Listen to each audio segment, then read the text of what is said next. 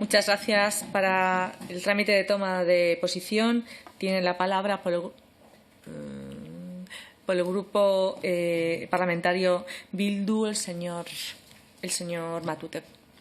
Muchas gracias, señora presidenta. Bien, la verdad que ha sido un debate interesante, por lo menos conocer tanto la motivación de la proposición no de ley como la enmienda. Empiezo con la enmienda. Yo comparto que quien transmite o da bienes públicos, en este caso viviendas, a amiguetes, es un delincuente.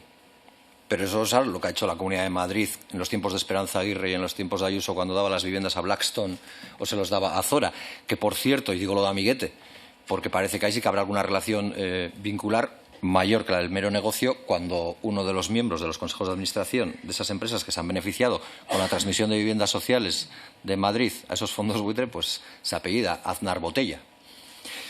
Y poco más decir sobre esto, porque sí que es verdad que oyéndoles uno tiene la sensación de que algunos en este debate van varias pantallas atrás, porque plantean cosas que pueden no estar mal, sinceramente lo digo. Es decir, la colaboración público-privada puede tener algún punto de interés, plantear medidas tendentes a aumentar la construcción de vivienda pública, desde luego lo tiene, pero es que esto ya se lleva haciendo en comunidades autónomas desde hace mucho tiempo, porque quizás, y esto es un poco como en Barrio Sésamo, lo primero que habría que explicar es que la construcción y edificabilidad de viviendas, incluso el porcentaje de vivienda protegida o pública respecto a la vivienda libre, depende como materia exclusiva de las comunidades autónomas.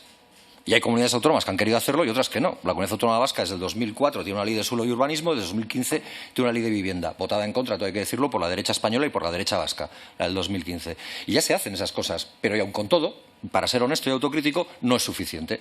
Y aquí lo que nos plantean es que tomemos el camino de algunas, no todas, de las medidas que podríamos señalar o que señalábamos en el 2004 en la ley de suelo y urbanismo o en el 2015 en la ley de vivienda del Parlamento Vasco, porque con eso está la solución. Y no, señores, en eso no está la solución. Por tanto, yo creo que, y por eso decía lo de Barrio Sésamo, que lo primero igual es entender que lo que tiene que ver con la construcción y con la edificabilidad de vivienda social, sea pública, protegida o tasada, tiene que ver con una competencia exclusiva de las comunidades autónomas. Y que lo que tiene que ver con el Estado es lo que tiene que ver con la regulación de los alquileres, porque para eso está la Ley de Arrendamientos Urbanos, que esa sí es competencia exclusiva del Estado. Y eso es lo que en la Ley de Vivienda se intentó, de alguna manera, unificar en criterios para que algo que dice, y voy a la proposición no de ley que da origen al debate, pues se pudiera hacer. Porque en la proposición no de ley se señala que el artículo 47 de la Constitución española, que consagra el derecho a la vivienda, es un artículo en stricto sensu, es decir, que no tiene el carácter subjetivo, que no tiene la obligatoriedad el Estado de proporcionar esa vivienda, y sin embargo la Ley de Vivienda del 2015, el Parlamento Vasco ya le otorga el carácter de derecho subjetivo. Por tanto, ahí igual es donde hay que incidir. Igual lo que tendrían que hacer es reformar la Constitución española en su artículo 47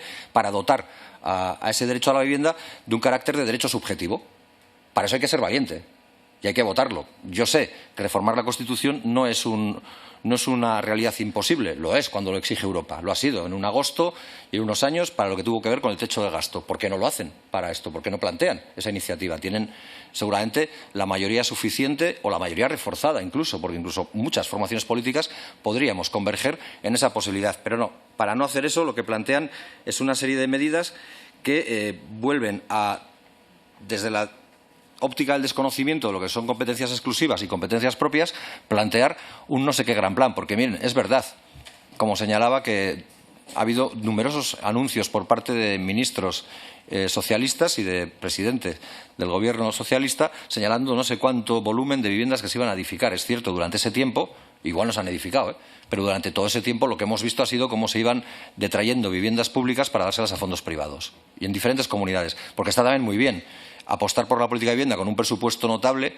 o con un aumento notable del presupuesto de vivienda, sabiendo en qué lo pueden emplear, pero claro, eso hay que sostenerlo con la práctica, porque no es muy normal que hablemos aquí de, se suele decir, mamandurrias, creo que es la palabra que expresan, o chiringuitos, que es la otra que expresan, pero luego uno ve, y yo lo he visto en prensa, que de 144 lugares en los que gobiernan la derecha y la ultraderecha, en 140, una de las primeras medidas que han tomado ha sido aumentarse los salarios de los cargos públicos y las dietas y demás. Pues eso no es precisamente anteponer el interés general.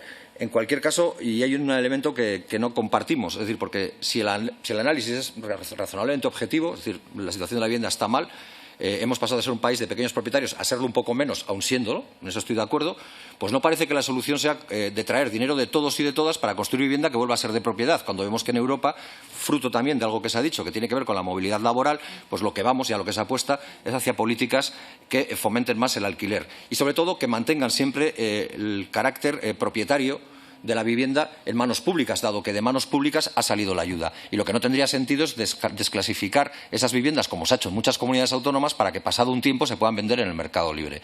Porque si seguimos alimentando la espiral de construir viviendas para que éstas luego puedan ser cogidas en propiedad por aquellos que las habitan, para que luego ellos puedan venderlas en el mercado libre, seguiremos alimentando la burbuja que nos ha llevado hasta aquí. Y, por tanto, nosotros no vamos a apoyar esa iniciativa porque creemos que hierra en lo fundamental.